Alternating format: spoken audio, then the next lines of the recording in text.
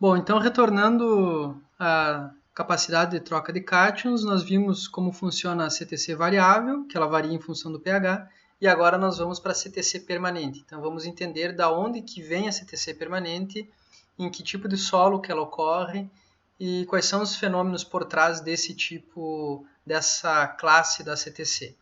Então, a CTC permanente ela é chamada assim porque ela não varia com o pH, como a CTC variável, e ela ocorre em solos menos desenvolvidos, basicamente os solos das regiões temperadas, como alguns solos do sul do Brasil, alguns solos da Europa, alguns solos da América do Norte, são solos onde a CTC permanente é bastante importante.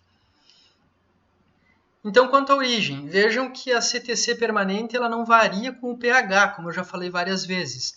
Isso quer dizer que não importa o que a gente faça em questão de manejo, de aplicação de produto, de qualquer produto no solo, calcário, seja lá o que for, ela não vai alterar a quantidade de CTC permanente de um solo. Então, a CTC permanente ela é uma condição natural e inalterável de um solo. Isso é importante que vocês entendam. Entendido isso, vamos entender da onde que sai, qual é a origem dessa CTC. Então vejam que aqui nessa figura nós temos os tijolos de construção do solo, os principais, que são os tetraedros. Então se nós separarmos essa figura aqui, então dessa parte daqui para cima, nós temos os tetraedros de silício. Aqui também nós temos outra fila de tetraedros de silício. Daqui para baixo também são tetraedros de silício. E aqui no meio nós temos os octaedros de alumínio. Todas essas bolinhas cor-de-rosa aqui, elas representam silício que que reagem, elas estão reagindo aqui com o oxigênio, que são essas bolas um pouco maiores. Aqui nós temos essas azuis, então são os alumínios, os octaedros de alumínio aqui no meio, e elas também estão ligadas com oxigênios. E vocês devem ter notado que alguns oxigênios, como esse aqui, eles estão ligados tanto a um alumínio como a um silício. Então a gente diz que esse oxigênio ele é compartilhado pelos tetraedros e octaedros. A gente vai ver isso com mais detalhes em outra aula. O que importa para nós agora é o seguinte. Lembram que eu estou falando de tetraedros de silício, mas aí talvez quem já tenha assim, o olho um pouco mais perspicaz deve ter notado. Não, mas para aí, lá no meio desses tetraedros de silício, que são essas bolinhas cor-de-rosa, tem alguns átomos de alumínio, que são as bolinhas azuis, de fato. Acontece que na hora da formação desse argilo mineral, quando ele está se formando, quando as reações que formam toda essa rede, toda essa estrutura aqui, quando essas reações estão acontecendo, tem algumas condições de termodinâmica, de concentração de elementos nesse material, que faz com que alguns átomos de alumínio entrem no lugar de átomos de silício. Então, alumínio e silício eles têm um tamanho parecido, e aí estruturalmente é possível que o silício ele seja substituído por alumínio em alguns casos. E aí vocês imaginem o seguinte, que se toda essa rede aqui de tetraedros tivesse só silício, vamos imaginar que a carga seria zero. Aí o que acontece? Um silício que tem carga mais 4, ele é substituído por um alumínio que tem carga mais 3. Então, vocês também já devem ter notado que, nesse caso, a gente fica devendo uma carga para a rede, certo? Então, imagine toda essa rede aqui, aonde eu tiver um alumínio tomando o lugar de um silício, então que teria uma carga mais 4 para reagir aqui, vai ter uma carga mais 3. Então, está faltando uma carga. Então, a gente representa pelo menos 1. Então, essa é uma criação de uma carga negativa.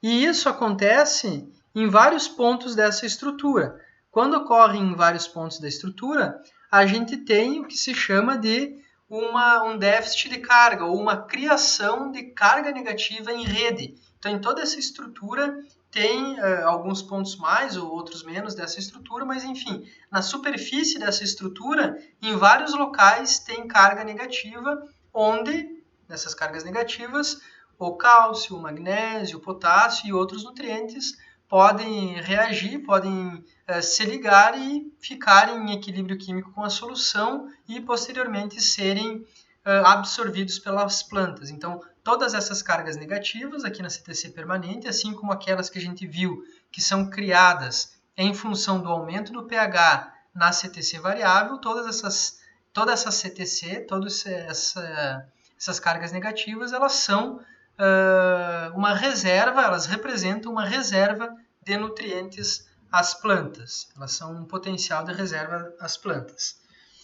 Então, nessa CTC do solo, ela está na fração argila, por isso que os solos argilosos, eles possuem CTC maior que solos arenosos, porque a CTC ela se concentra nas partículas menores, que são as argilas, e também solos com maior quantidade de matéria orgânica possuem maior CTC. A gente viu em slide anterior que a matéria orgânica tem uma alta CTC. E solos com minerais do tipo 2:1, eles têm podem ter mais dessa substituição isomórfica, e eles vão ter, ou tem mais CTC permanente, e vão ter uma quantidade de cargas, uma CTC maior do que solos do tipo 1:1.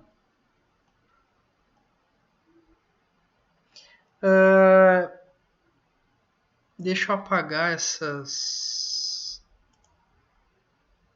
Vamos dar só para não ficar muito poluído aqui.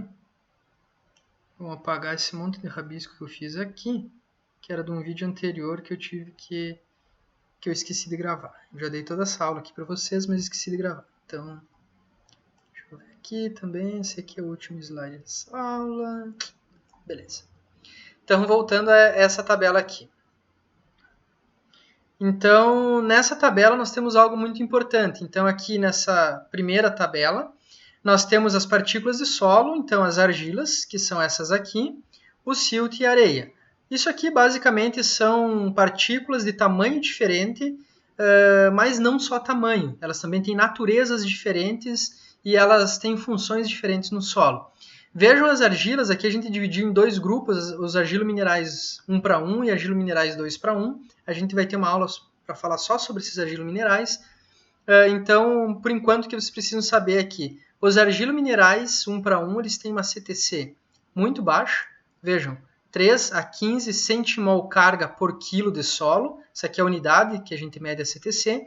E as argilas, ou os argilominerais do grupo 2:1, têm uma CTC muito maior, de 100 a 150. Vejam o silt, um tamanho de partícula um pouco maior que a argila. Ele tem uma CTC menor do que 1. E as areias, CTC 0, ou muito próximo de 0. Então, por isso que solos onde predominam areia, ou quanto maior a quantidade de areia em um solo, menor vai ser a CTC desse solo.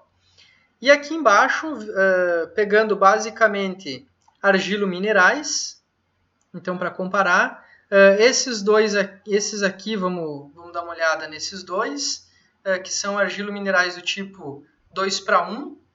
Então esses dois são desse grupo aqui. A montimorilonita e a vermiculita são do grupo dos 2:1. Vejam, uma CTC muito alta, 80 a 120 no caso da montimorilonita e 100 a 150 no caso da vermiculita. A caulinita ele é um argilo mineral também, mas ele é do grupo do 1:1. É o argilo mineral mais abundante nos solos brasileiros, nos solos tropicais. Vejam a CTC, uma CTC de 3 a 15. Então, talvez alguns de vocês já tenham ouvido falar que os solos do Brasil, os solos tropicais são solos pobres. Na verdade, o que se quer dizer com isso é que a CTC é muito baixa e, em razão disso, esses solos eles têm uma reserva de nutrientes muito baixa. E boa parte dessa reserva ainda vai estar ocupada por alumínio e por H+, como a gente vai ver no próximo vídeo. Então, a caulinita tem uma CTC muito baixa. E a matéria orgânica, então, vejam uma CTC super alta, maior até do que os argilominerais 2:1. Então, isso mostra como é importante manter a matéria orgânica do solo, esse é um dos motivos, e por que a gente sempre tem que fazer um esforço dentro dos sistemas de manejo para elevar a matéria orgânica do solo. Aqui o experimento que a gente vai fazer em laboratório, que basicamente nós temos 3 tubos de ensaio com 3 solos diferentes, um solo com uma CTC maior, com uma CTC intermediária e com uma CTC bem baixa. Então esse aqui é um solo da região da Campanha, um solo 2:1 do Rio Grande do Sul. Vamos contrastar com o solo 3, que é um latossolo, um solo bastante intemperizado da região tropical do Brasil, uma região do Distrito Federal. Então, um solo de 45 centimol carga e um solo de 5 centimol carga.